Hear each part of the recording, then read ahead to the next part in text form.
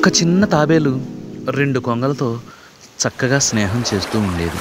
ఈ 2 కొంగలు కూడా తమకి ఒక తమ్ముడున్నాడు అని చాలా జాగ్రత్తగా చూసుకుంటూ ఉండేవి.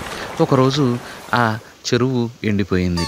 అప్పుడు కొంగలు 2 కూడా తాబేలుని, తమ్ముడు నిన్ను మేము జాగ్రత్తగా వేరే చోటకి తీసుకెళ్తాం అని ఒక పుల్లని సహాయంతో ఈ 2 కొంగలు కూడా తాబేలుని నోటితో పుల్లను పట్టుకోమని తీసుకెళ్ళాయి.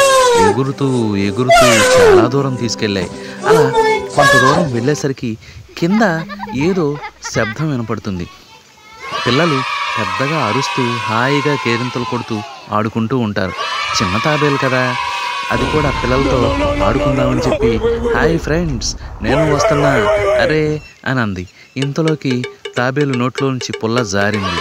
కింద పిల్లలు ఆడుకుంటూనే ఉన్నారు. ఇదేమీ తెలియకుండానే చక్కగా పిల్లలు ఈ ఆడుకుంటూ ఉండే సందర్భంలోనే తాబేలు నోట్లో నుంచి పుల్ల జారింది. ఇంకేముంది, కొంగలు ఎంత బ్రతిమలాడినా సరే ఇది పట్టుకోలేకపోయింది. కింద పడి దెబ్బలు తగిలాయి.